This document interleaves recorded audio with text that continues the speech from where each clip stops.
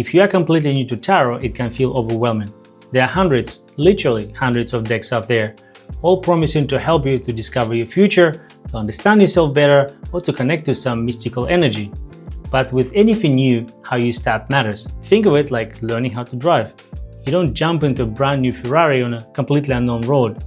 You start with something cheap like a Toyota Corolla with the help of a trusted friend or a really calm instructor beside you who can get you started and show you where the hell the blinkers are. And that's the same with tarot. Not all decks are built for beginners.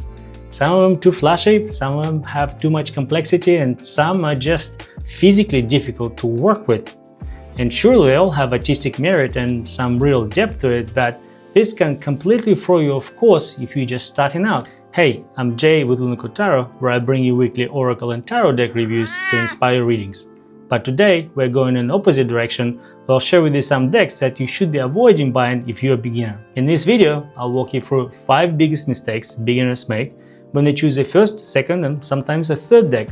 I will also show you some examples of decks that fit into 5 categories. And hopefully it will save you some money and time, and you avoid doing the same mistakes that I did. There are a couple of gold standards in tarot. The first one is Rider-Waite-Smith system, and the second one is Tarot de Marseille, which has a longer history than this one, but it's got a bit of a steeper learning curve to it. Most of the modern tarot card systems are built using these two, especially Rider-Waite-Smith deck. If you walk into a bookstore or scroll for Amazon, the majority of beginner tarot books you will see will be written for the Rider-Waite-Smith deck. Now, some decks take creative liberties. They'll change the major arcana structure or change the minor arcana suit, like as an example. While those decks may be beautiful and have spiritual depth to them, they're not great for beginners. First, they make it difficult for you to follow along in existing books, courses, or YouTube videos. You'll be constantly translating meanings and second-guessing yourself. Second, you're going to be missing out on all the work that people did with exploring RWS meaning on a deeper level, like Kabbalah, numerology, or astrology. And finally, you're just going to be confused trying to work with a deck that just doesn't have any other material rather than a guidebook that it came with. One example of it is the Galactic Star Tarot. It's got a beautiful imagery and a lot of people love it, but for someone trying to learn tarot, it's not that great. It changes names like Queen of Discs or Two of Discs, which already leans more into maybe Thoth than Rider-Waite. That's not necessarily a bad thing once you know what you're doing. But if you're just starting out and using a book or video that teaches Rider-Waite, this is going to throw you off. So even though this deck might work for someone with experience or someone who connects with the sci-fi look, I wouldn't recommend starting here. Now, some decks will go even further. They will use the Rider-Waite-Smith names, but the artwork has nothing to do with actual meaning of the cards, or very little. There's no connection to the original symbolism at all. And one example of this is another beautiful deck that is very unique. It's Midnight Magic, which, you guessed it, about mushrooms. And this is technically a tarot deck. It's 78 cards, but the imagery of this deck is just mushrooms. That's it. There's no scene, no human figures, no traditional symbolism, just mushrooms in various poses. And you're not learning tarot, you're doing a mycology.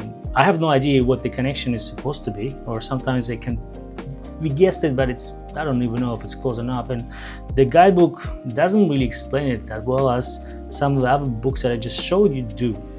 And as a beginner, you're going to be completely lost. You won't be learning anything from this deck except maybe mushroom identifications and some cool stories. It might work for someone who is already confident and wants to vibe their way through a reading and they're not getting deterred by some of this imagery. But if you're trying to learn tarot, this is probably not the best place where you can start. Some decks push creative direction beyond traditional tarot. And while that can result in some really visually stunning, powerful decks, it's not a good place for beginners. When you're starting out, you need a clear structure, you need symbols that make sense, you need less chaos, you need to build on this foundation of clear understanding of a tarot structure And only then you can start appreciating the creative liberties that some of these decks take. And one example of this deck is a Starman Tarot. Yes, some people may find it surprising, but this deck is not beginner friendly. And it's one of my favorite decks. Also, it just got teleported from the bookshelf right into my hand here. I've done a full review on my channel, I'll drop a link in the description below, but not a beginner friendly deck. It's intense, it's surreal, it's psychedelic. It was inspired by the work of David Bowie, and there's a really interesting story behind this deck and some imagery, both the visuals and themes, and it's just a great capture of this visionary, otherworldly energy. And I think it's a must-have for collectors or for readers who already have a very strong base and want something that shakes things up. But for beginners, it's going to be a tough one. The symbolism here is layered. Sometimes it deviates from a traditional card meanings. It's fragmented, can be very overwhelming, and I've heard it from other readers as well. And this tarot deck is not trying to teach you basics, it's just trying to push you beyond them. And this is a good place to be where you already have learned RWS or maybe Tarot de Marseille, which this latter has its own difficulties, and we'll talk about it in a minute.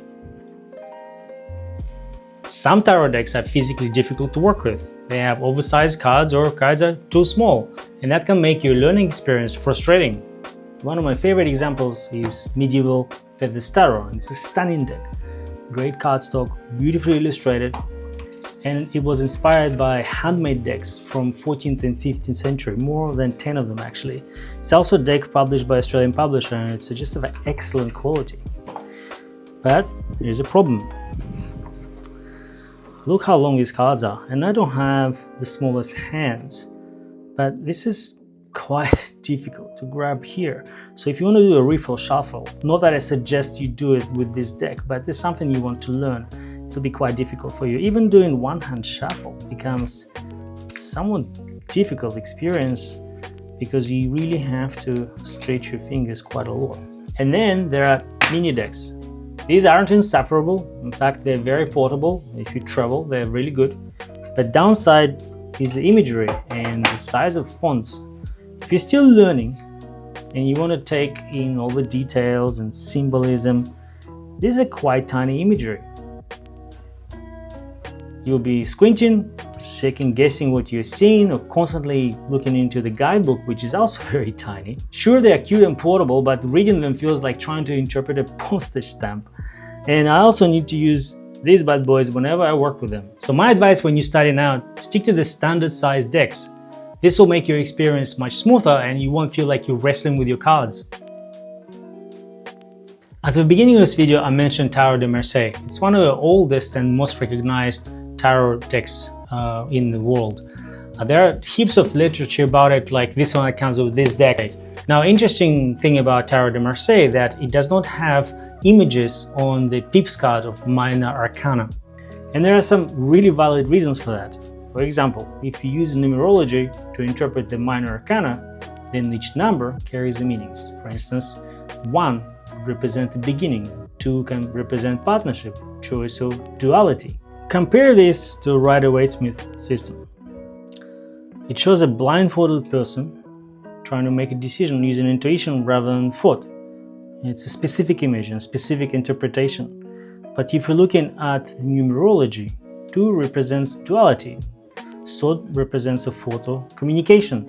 And this card can also represent forming a communication-based partnership, for instance, but it won't be in this picture. And that's where Tarot de Marseille or any other decks that using this imagery for pip cards actually shine, because it'll give you so much room to explore multiple meanings rather than just being tied to a single image. And it's a more flexible system for Minor Arcana interpretation, especially for day-to-day questions.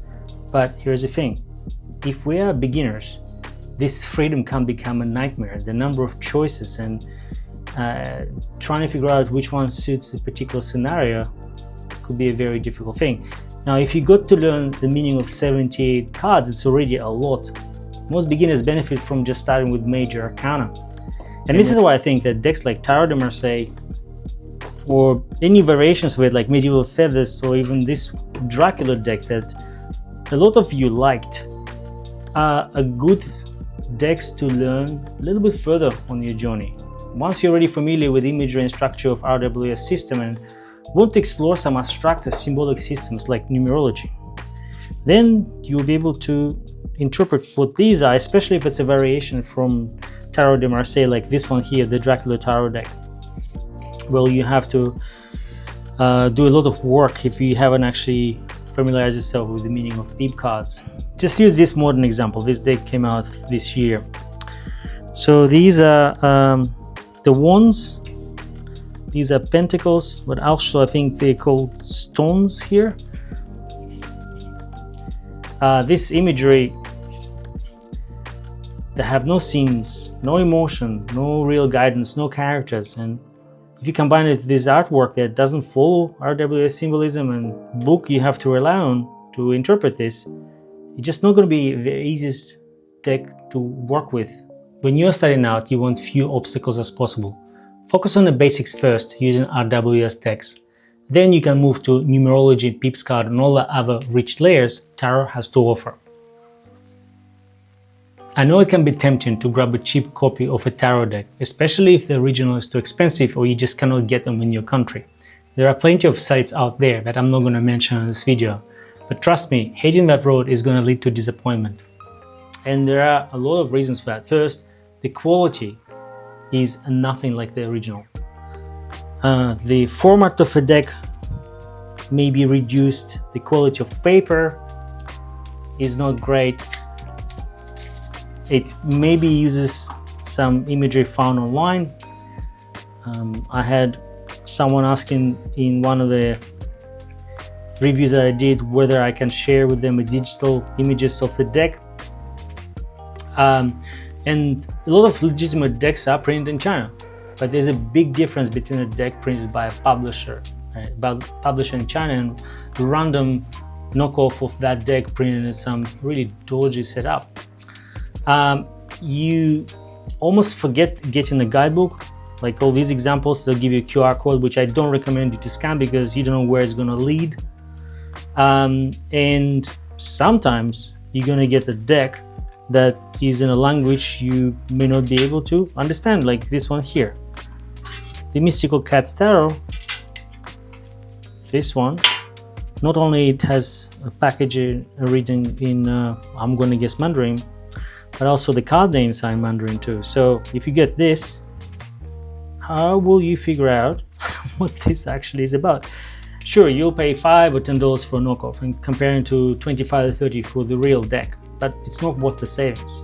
Your reading experience matters. Your deck quality matters. If your cards feel bad, shuffle awkwardly, colors look off, it's going to make your whole tarot journey disappointing. And for the most part, you can turn people off tarot altogether.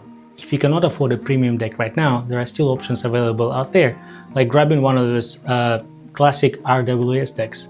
Trying to save yourself $10 is gonna get you a blurry artwork, no guidebook, and the spiritual energy of a wet napkin.